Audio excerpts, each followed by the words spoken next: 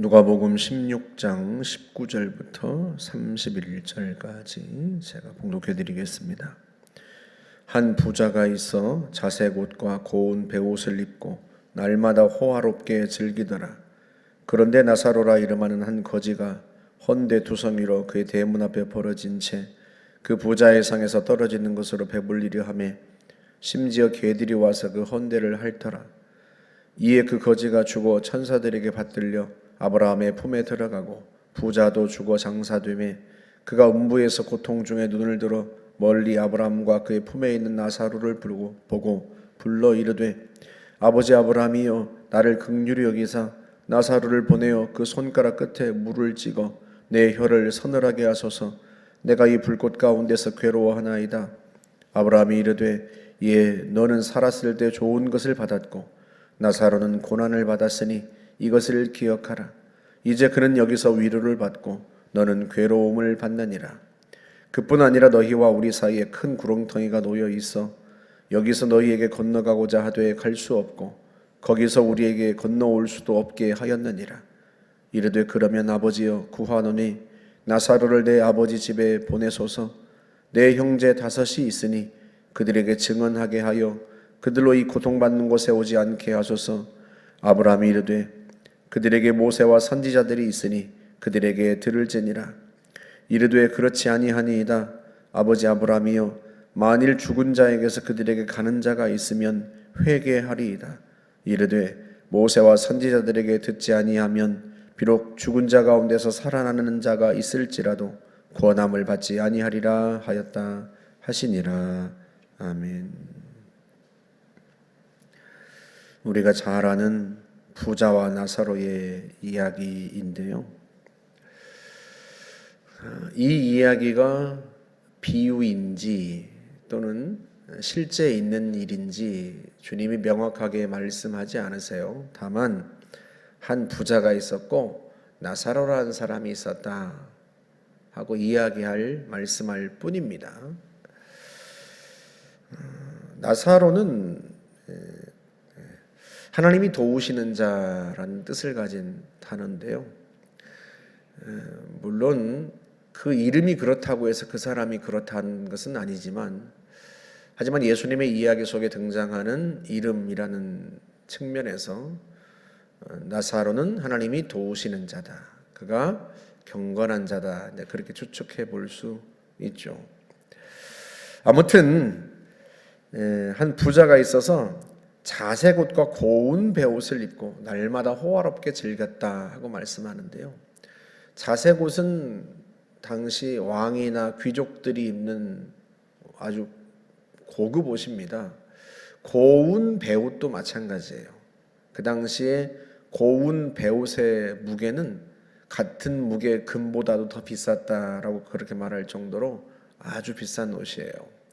그러니까 이 부자가 얼마나 부자인지를 알 수 있게 해주는 대목이고요. 날마다 호화롭게 즐겼다는 거예요. 그런데 그와 달리 그 부자의 그 집 대문 앞에 나사로라고 하는 한 거지가 버려졌다. 그렇게 말씀합니다. 버려졌다라고 주님이 말씀하죠.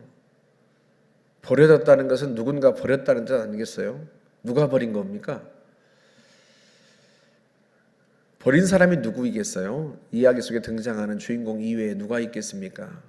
예수님께서 단 2사람만 이야기 속에 등장시키는 것은 나사로가 버려졌다 할 때 듣는 사람이 누가 버렸나 하는 것을 금방 이해할 수 있도록 한 거예요.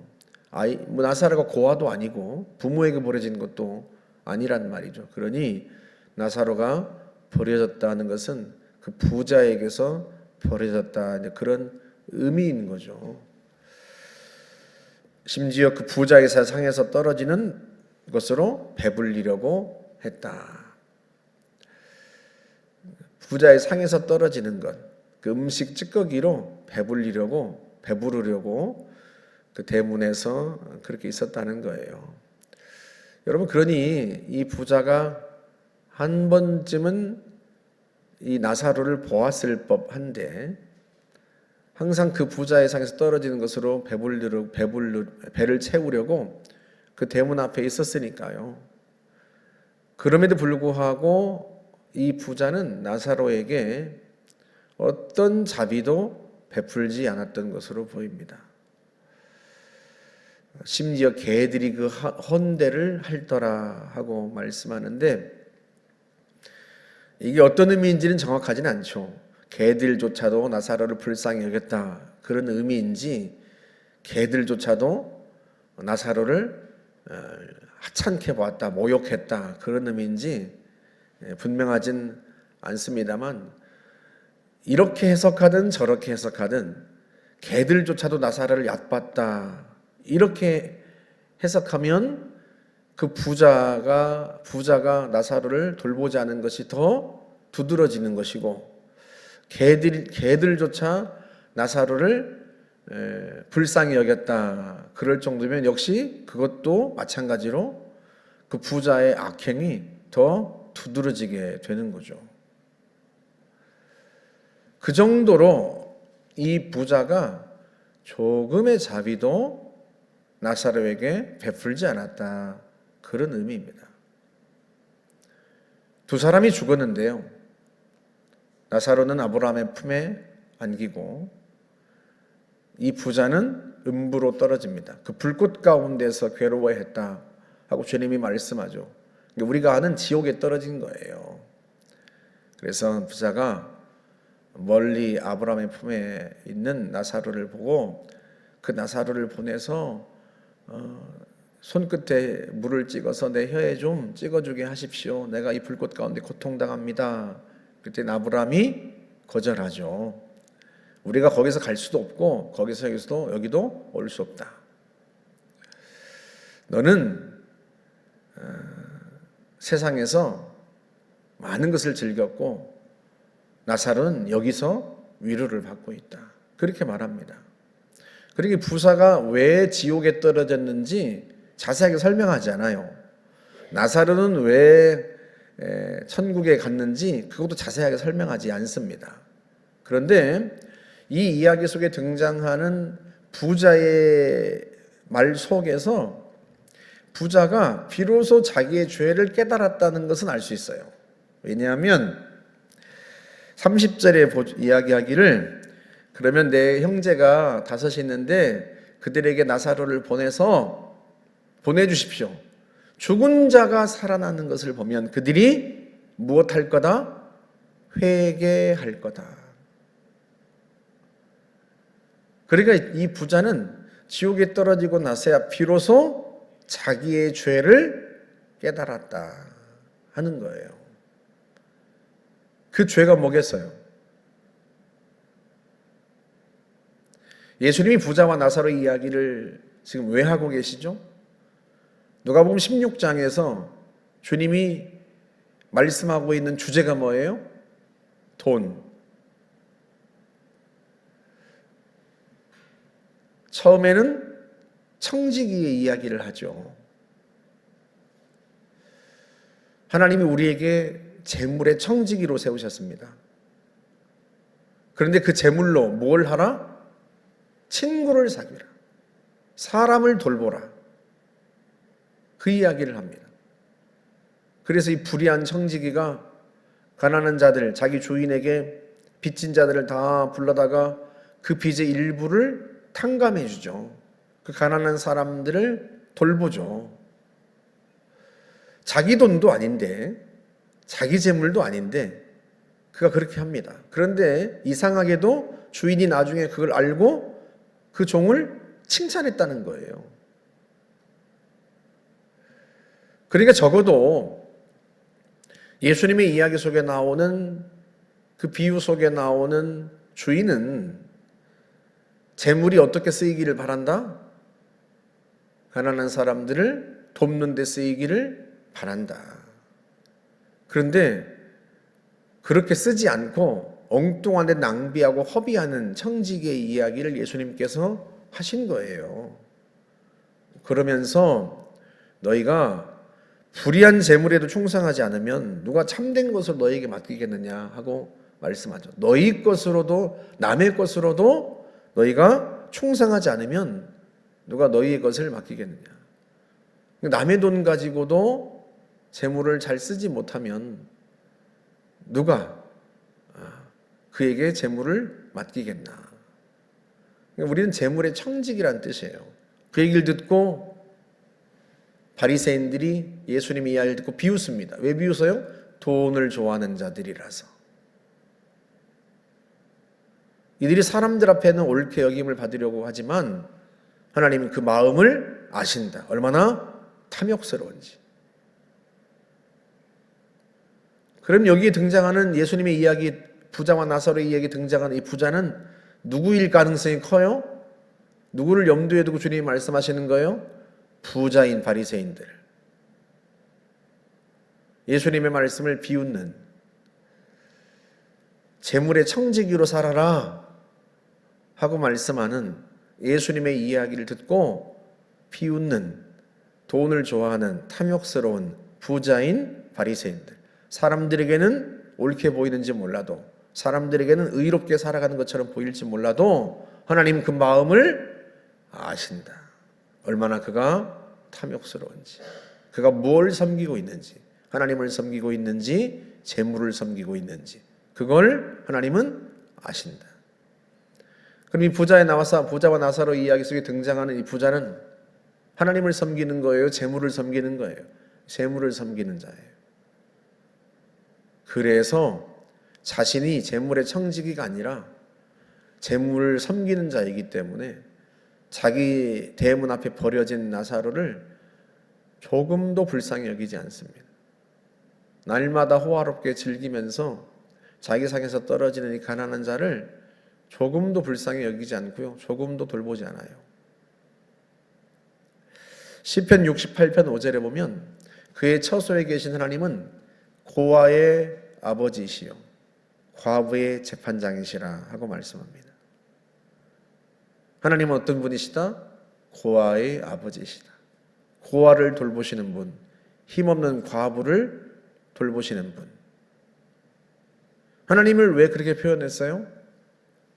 하나님은 힘없고 연약한 자를 늘 불쌍히 여기시는 분이에요. 그래서 잠언에서도 그렇고 레위기에서도 그렇고 주님이 계속해서 명령하시는 게 뭔가 하면 가난한 자를 돌보라 하는 거예요.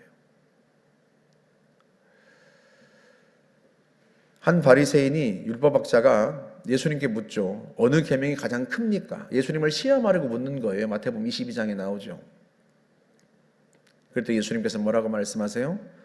네 마음을 다하고 뜻을 다하고 힘을 다하여 주 너희 하나님을 사랑하라. 이것이 첫째 되는 계명이고, 둘째도 그와 같으니, 그만큼 중요하고 그만큼 큰 계명이니 네 이웃을 네 몸과 같이 사랑하라 하셨느니라.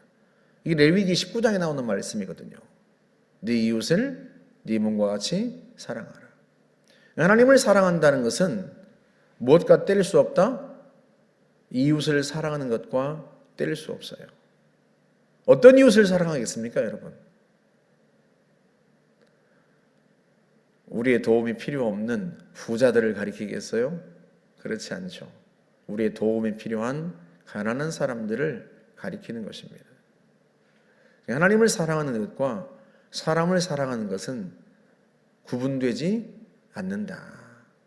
왜? 하나님이 가난한 자를 돌보라는 명령을 끊임없이 하거든요. 이스라엘 백성들이 11조를 내는데, 가나안 땅에 들어가서 11조를 하라 하고 주님이 명령하시는데, 그때 매해 11조만 내는 게 아니에요. 매 3년 끝에 3년째 되는 해는 또 11조도 냅니다. 두 번의 11조를 내는 거죠. 그 11조는 어디에 써요? 이 성중에 모아서 나그네와 고아와 과부와 가난한 자를 배부르게 하라 하고 말씀합니다. 그래서요, 예수님께서 이 부자와 나사로 이야기 속에서 하고자 하시는 말씀은 명확해요. 부자가 깨달은 자기의 죄가 뭐예요? 자신이 청지기인데, 하나님이 자신을 재물의 청지기로 세우셨는데 청지기로서의 사명은 전혀 관심이 없고 가난한 자를 돌보는 데는 전혀 관심이 없고 혼자 즐기다 온 거죠. 거기에 대한 심판인 거예요. 여러분 이 이야기를 들으면서 아니 부자는 하나님을 안 믿었나? 나사로는 하나님을 잘 믿었나? 지금 그렇게 생각할 게 아니고요. 예수님이 왜 이 말씀을 하셨는가 하는 이 문맥 속의 의미는 다른 게 아니에요.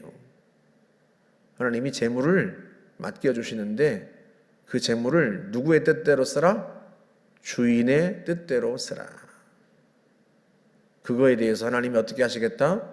셈하시겠다. 심판하시겠다. 그런 의미입니다. 아유 뭐 설마 주님이 뭐 내가 예수 잘 믿는데 나중에 뭐 나한테 맡겨두신 거 그거 가지고 뭐 이렇게 나한테 이런 식으로까지 막 호되게 심판하시겠어? 그렇게 생각하지 말고 우리가 주님의 말씀을 가볍게 흘려듣지 말고 주님의 말씀을 어떻게 들어야 돼요? 무겁게 들어야죠. 여러분 이게 단지 부자에 대한 말씀이라고만 생각하시면 안 됩니다. 내가 무엇을 섬기는가, 내 인생의 목표가 무엇인가 우리가 분명해야 돼요.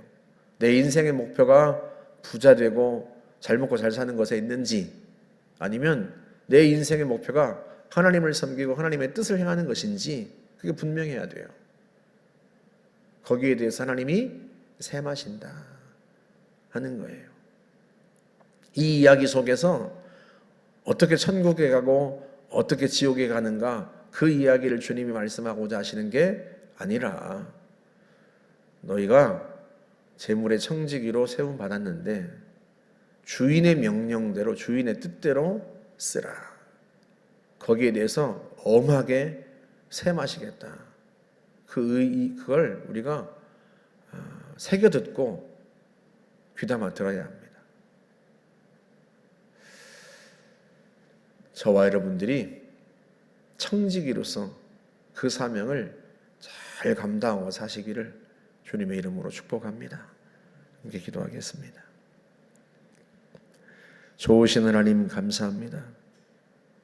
주님 우리가 평생을 살아가면서 하나님이 주신 것들로 연약한 이들을 돌볼 줄 아는 주님의 자비가 우리의 마음속에 있기를 원합니다.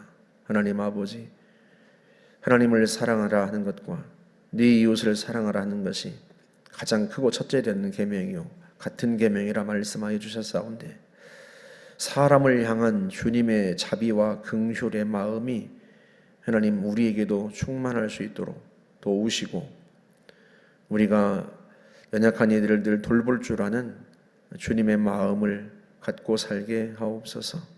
예수님의 이름으로 기도하옵나이다. 아멘.